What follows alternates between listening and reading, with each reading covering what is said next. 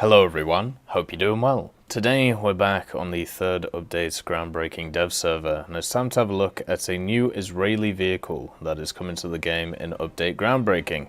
This is the Spitfire LF Mark 9E Weizman, and this is going to be a new premium vehicle for the Israelis. Remember how this is going with Israel? Basically, they are releasing two premium vehicles, the A4E late and also the Spitfire right here, and then the aviation tech tree will come later, maybe next update or maybe the updates after, but you will get access to it if you buy one of these vehicles.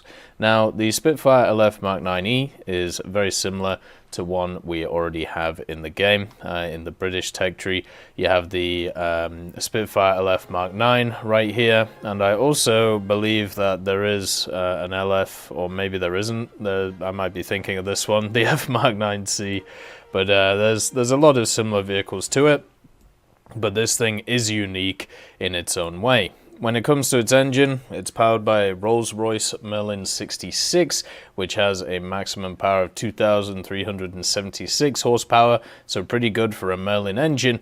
And then also it has the fuel tanks, some being self-sealing, others not. Also has the oil and liquid cooling systems in the wings to make sure that the engine stays cool. And when it comes to its armament, it has access to two 20mm Mark IIs and also two 12.7mm M2 Browning machine guns. You get 270 rounds with the Hispanos and 520 with the 50 cals. I've never had an issue being able to kill stuff with the Hispanos, but it seems like a lot of people did. And now, with some of the changes that they've got over the last few years, the 20mm Hispanos are in a much better place.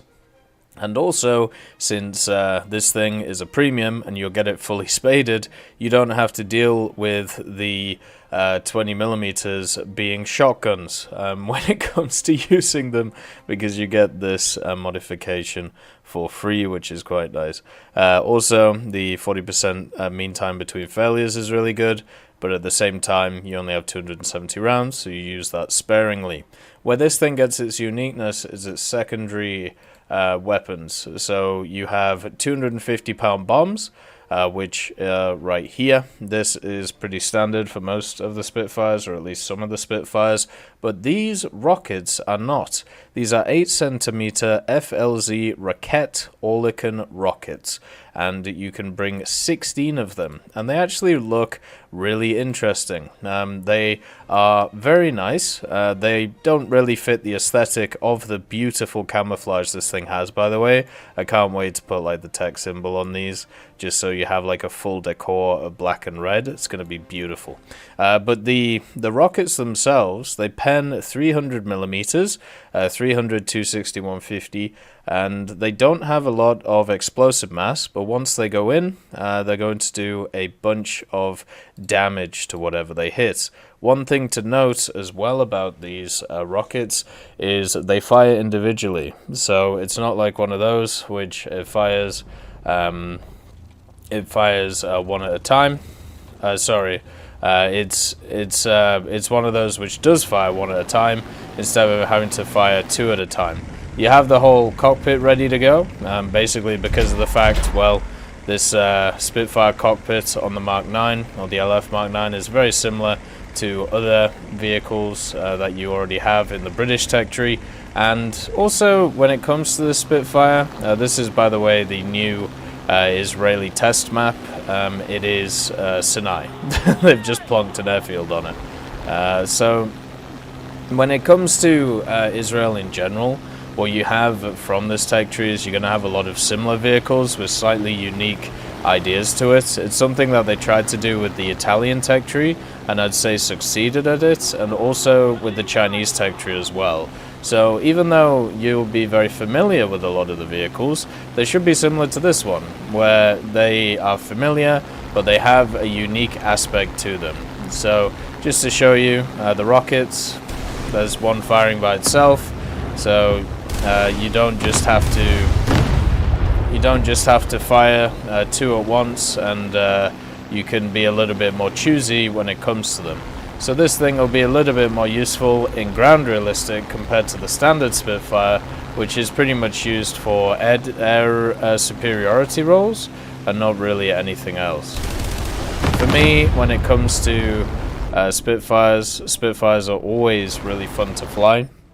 They are vehicles which always feel good to be able to fly around the sky in. They're never going to be, or there's never going to be a negative for me when it comes to Spitfire, and this one is no different.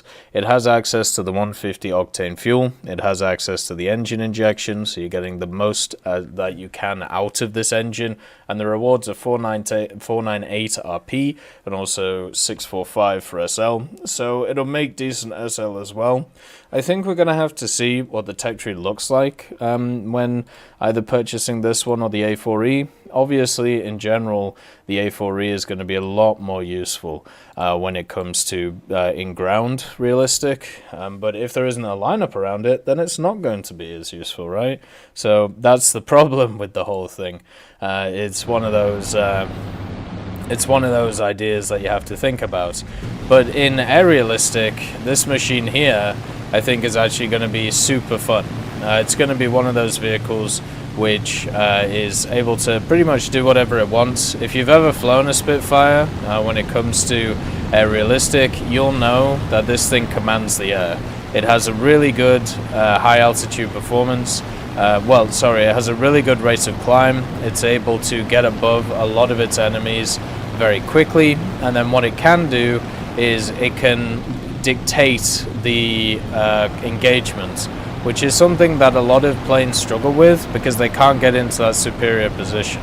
At the same time, what it also does is it defensively flies incredibly well as well, which is something that is normally forgotten about when it comes to these types of vehicles. And on top of that as well, the only issue it really has is diving. It struggles a little bit in the dive and also struggles a little bit when it comes to the engines, because the engines do overheat a decent amount, which is a bit of a problem.